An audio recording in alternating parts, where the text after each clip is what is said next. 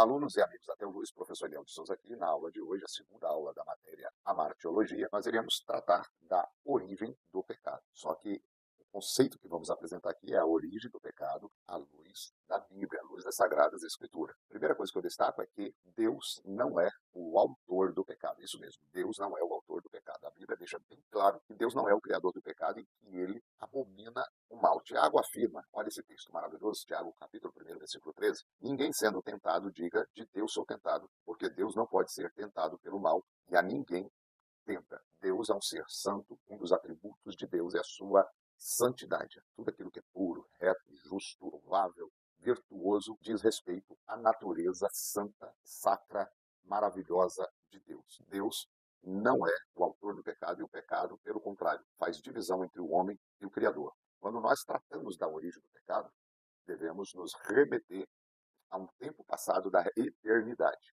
na origem de todas as coisas, inclusive dos seres celestiais. Quando falo dos seres celestiais, me refiro aos anjos. E a ideia inicial sobre a origem do pecado começa no céu, né? Começa lá no céu com a queda dos anjos. A origem do pecado ela remonta à queda de Satanás e seus anjos que se rebelaram contra Deus. Nós não temos assim uma natureza de detalhes sobre como isso aconteceu. Temos algumas luzes, temos algumas centelhas nas Escrituras que nos direcionam a esse entendimento. Isso é descrito em Isaías 14, 12, numa linguagem simbólica, poética, em forma de canto, em forma de oração. Isaías retrata a queda de Satanás, dizendo: como caíste desde o céu, ó Lúcifer, filha da alva, como caíste do céu.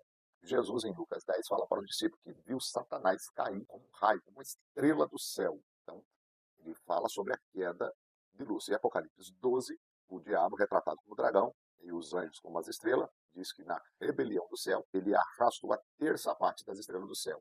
A sua influência levou a terça parte dos anjos a acompanhá-lo nessa rebelião contra Deus, conforme diz Ezequiel, que no seu coração ele determinou ser semelhante ao Altíssimo, mas foi deposto da sua posição. E o pecado do orgulho, o primeiro pecado que nasce nesse ser é o orgulho. O orgulho é quando você deseja ser o que Deus não te chamou para ser. Deus criou ele para ser um querubim, um anjo de luz, e ele quis ser semelhante ao Altíssimo.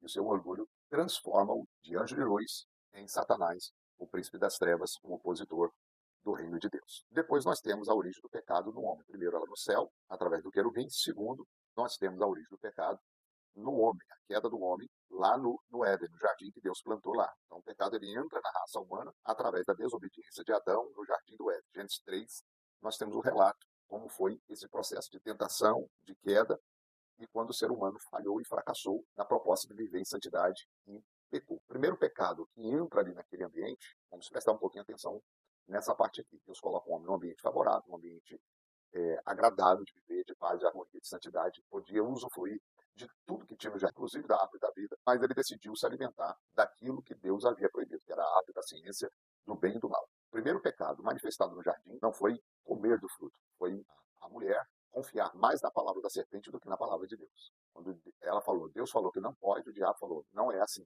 Ela acreditou primeiramente na palavra do diabo do que na palavra de Deus. Então, a queda acontece quando você deixa de confiar na palavra de Deus e confia no seu próprio coração, confia nas sugestões que vêm na sua mente ou na sua intuição. Confia na palavra de Deus acima de todas as coisas. Depois, ela é movida pela cobiça. O mesmo pecado que o diabo teve no céu entra agora no coração do homem. Quando ele fala, o dia que comer vai ser semelhante a Deus. O orgulho. O orgulho leva o homem a perder a sua posição no jardim, a ser expulso daquele ambiente de paz, de harmonia, de comunhão e de profunda intimidade com Deus. E aí vem a queda. Ela come, o homem come junto, e ambos perdem o privilégio de estar no ambiente que Deus estabeleceu para que eles fossem o governo de Deus aqui na terra. Qual é a natureza desse primeiro pecado? Primeiro, o caráter formal do pecado. O primeiro pecado ele constituiu na desobediência à ordem de Deus de não comer o fruto da árvore do conhecimento do bem e do mal.